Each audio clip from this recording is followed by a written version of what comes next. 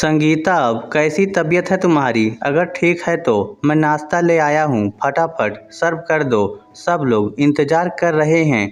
पहले ठीक लग रहा है, मैं अभी सबको नाश्ता सर्व कर देती हूँ।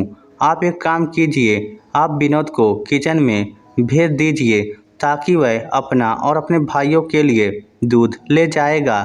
सुबह से दूध भी नहीं पिया बच्चों ने। वैसे है कहाँ वह? सुबह से मेरे पास ही नहीं आया। अरे अपनी दादी और बुआ के साथ बैठा हुआ है। सुनकर संगीता को हैरानी हुई। आज ऐसा क्या हो गया कि विनोद को उसकी दादी और बुआ ने अपने पास बैठा लिया? नहीं तो अपने आसपास फटकने भी नहीं देती थी। उल्टा उस 8 साल के बच्चे से सारा काम करवाती रहती हैं। खैर, बाहर जाकर नवीन ने विनोद को कहा कि तुम्हारी मम्मी किचन में बुला रही है। तो विनोद किचन में आया, अपना और अपने भाइयों का दूध लेकर बाहर आ गया। संगीता ने फटाफट गर्मा गर्म पोहे जलेबी प्लेट में लगाए और बाहर नाश्ता देने आ गई। ससुर जी, देवर पवन और नवीन को नाश्ता पकड़ाकर मम्मी जी के कमरे में देने गई, जहां विद्या दीदी पहले से ही बैठी हुई थी, जो गर्मी की छुट्टियां बिताने यहाँ आई हुई थी। दोनों को नाश्ता पकड़ाया तो देखा दोनों के ही चेहरे सूजे हुए थे। संगीता को कुछ समझ नहीं आया और पूछना उसने मुनासिब भी नहीं समझा, इसलिए नाश्ता पकड़ाकर चुपचाप बाहर आ गई। उसके बाद प्लेट लेकर बच्चों को देने गई। ननद के दोनों बच्चों को तो नाश्ता पकड़ा दिया, लेकिन जब विराज को देने लगी तो विनोद ने कहा, मम्मी मुझे एक बात समझ में नहीं आई। बुआ और दादी ये क्यों पूछ रही थी कि तेरी मम्मी नानी के यहाँ बीमार पड़ी थी क्या? विनोद के मुंह से ये सुनते ही संगीता को बात समझ में आ गई और उसने विनोद को बातों ही बातों में टाल दिया।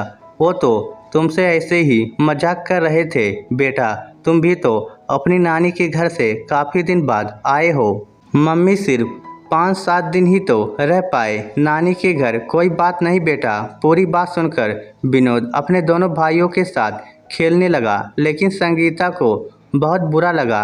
आखिर एक छोटे बच्चे से ऐसा पूछने की क्या ज़रूरत है? दरअसल अभी 8 दिन पहले ही संगीता अपने मायके जाकर आई है।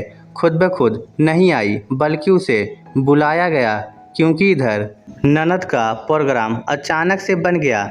जाने से पहले भी उसने पूछा था कि दीदी आप कब आ रहे हो, लेकिन तब तो विद्या दीदी का कोई प्रोग्राम था ही नहीं। और जैसे ही संगीता अपने बेटे विनोद के साथ गर्मी की छुट्टियां बिताने मायके पहुंची, उसके 5 दिन बाद ही विद्या दीदी अपने बच्चों के साथ यहाँ आ गई। विद्या दीदी के यहाँ आने के दूसरे दिन ही सासू माँ ने उसे फ़ोन लगा दिया, बहू तुम्हारी ननद और दोनों भांजे आए हुए हैं, अब तो आ जाओ। कब तक अपने मायके मौज करती रहोगी? लेकिन ट्रेन का रिजर्वेशन था ही नहीं, पर बार बार सासू माँ का फ़ोन आने के कारण आखिर झक मारकर संगीता को 7वें दिन ही वहाँ से निकलना पड़ा, वह भी जनरल डिब्बे में। 8 घंटे का सफ़र, ऊपर से भीड़ भाड़ और गर्मी। आखिर उसकी तबीयत खराब हो ही गई। स्टेशन उतरते ही उसे उल्टियाँ शुरू हो गई, तो नवीन उसे घर लाने की जगह डॉक्टर को दिखाने ले गया, जहां उसे ग्लूकोज वगैरह चढ़ाया गया। घर आते समय नवीन खाना बाहर से ही ले आया, क्योंकि उसे पता था कि उसकी माँ और बहन संगीता की मदद नहीं करेंगी, बल्कि वह लोग उसी का इंतज़ार कर रही होंगी कि संगीता आकर खाना बनाएगी। जब घर पहुंचे तो सासू माँ ने पूछा, अरे इतनी देर कैसे लग गई? माँ, संगीता की तबीयत खराब हो गई थी, उसे उल्टियाँ हो रही थी, इसलिए डॉक्टर को दिखाने ले गया था। डॉक्टर ने ग्लूकोज चढ़ा दिया है। जब तबीयत थोड़ी ठीक लगी तो मैं इसे ले आया, लेकिन अब खाना। सासू माँ ने तबीयत तो नहीं पूछी, पर खाना ज़रूर पूछा। खाना मैं बाहर से ले आया हूँ, आप और दीदी खाना लगा दो। सुनकर ही दोनों सास और ननद का मुंह सूज गया। दोनों रसोई में खाना लगाने के लिए गई तो विद्या ने कह ही दिया, देखा माँ, तुम्हारी बहू को आते ही नाटक शुरू हो गए।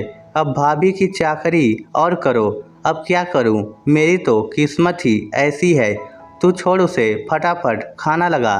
दोनों माँ बेटी ने फटाफट खाना लगाया। घर भर में सबको खाना खिला दिया, लेकिन विनोद और संगीता को पूछा भी नहीं। वो तो ननद के दोनों बच्चे विनोद के बिना खाना खाने बैठे नहीं, इसलिए विनोद उन्हीं के साथ एक ही प्लेट में खाना खाने बैठ गया। पर संगीता, उसे तो दोनों माँ बेटी ने पूछा ही नहीं। आखिर नवीन ने ही उसके लिए खाना लगाकर कमरे में ले गया। खाना खाकर संगीता जैसे तैसे झूठी प्लेट रखने रसोई में आई। वहाँ रसोई में झूठे बर्तन मुँह चिढ़ा रहे थे। हिम्मत कर बर्तन धोने ही लगी थी कि उसके पीछे पीछे नवीन भी आ गया। रहने दो, कल सुबह धो लेंगे, पर तब तक झूठे बर्तन यूं ही पड़े रहेंगे। पड़े हैं तो पड़े रहने दो, पहले अपनी सेहत का ध्यान दो। नवीन की जिद के आगे उसकी एक न चली और वह अपने कमरे में जाकर सो गई। पीछे से ननद और सास दोनों रसोई चेक करने आई कि बर्तन धोए हैं या नहीं। देखकर सासू माँ ने कहा, देख ले बेटा, मेरी किस्मत, रात के झूठे बर्तन भी यूं ही पड़े हैं। अब क्या हम धोएंगे? रहने दो माँ, सुबह अपने आप धो लेगी। चलो हम भी सोते हैं। आखिर झूठे बर्तन रात तक यूं ही पड़े रहे। सुबह संगीता थोड़ा लेट ही उठी। जब उसे अपनी सेहत थोड़ी ठीक लगी तो नहा धोकर पहले रसोई की सफाई करने लगी और बर्तन धोए। इतने में नवीन बाहर जाकर नाश्ता खुद ले आया।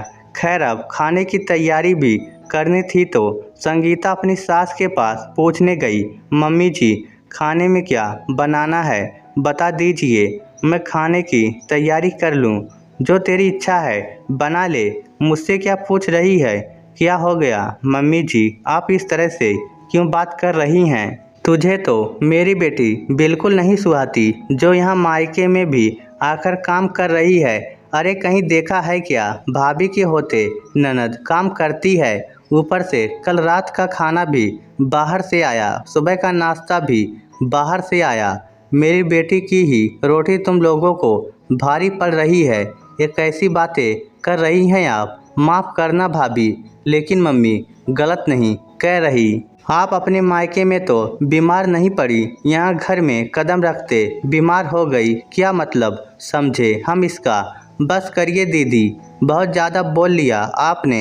एक तो मैंने पहले ही आपसे पूछा था, पर आप अपने आने का प्रोग्राम बताती नहीं हैं। ऊपर से जब मैं मायके जाती हूँ तो अचानक से आ जाती हैं। आपको पता है ना कि मेरे मायके के लिए 8 घंटे के सफ़र करना पड़ता है, वो भी ट्रेन से, और उसके लिए ट्रेन के रिजर्वेशन होते हैं। गर्मी की छुट्टियों में तो वैसे भी ट्रेन में जगह नहीं होती है।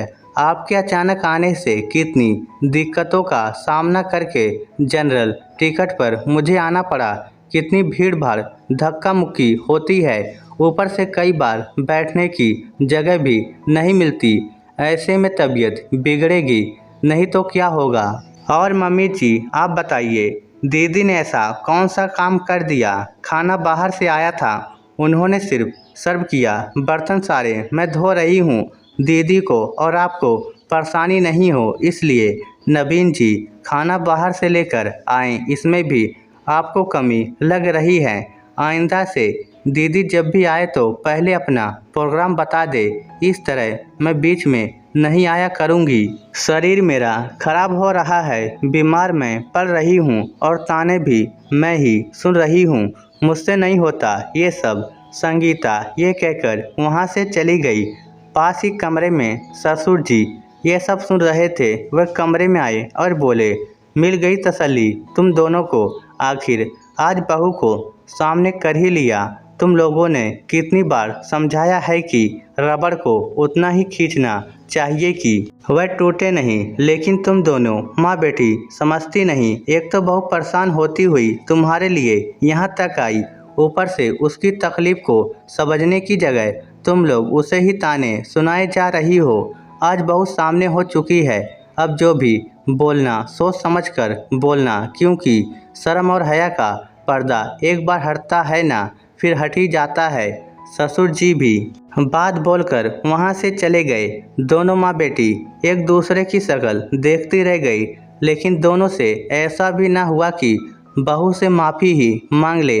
आखिर वह सास और ननद ही क्या जो इतनी आसानी से माफ़ी मांग ले। इस स्टोरी को लेकर आपकी क्या राय है, नीचे कमेंट करके हमें ज़रूर बताइएगा। धन्यवाद।